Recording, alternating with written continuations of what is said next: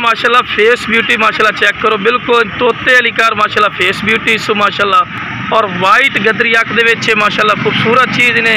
और कन्ना दे लापर भी चेक करो, चंगे लंबे कन और बिल्कुल माशाल्लाह बनने वाली चीज़ ने।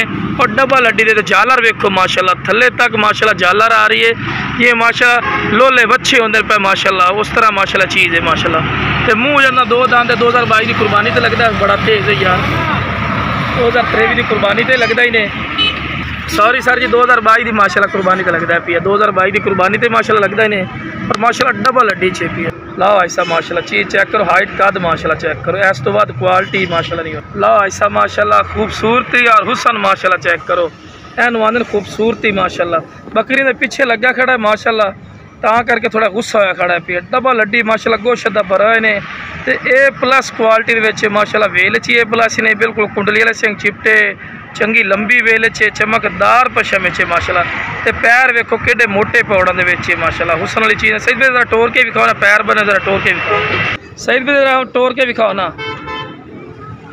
सईद भाई, पैर खोल लो बस करो।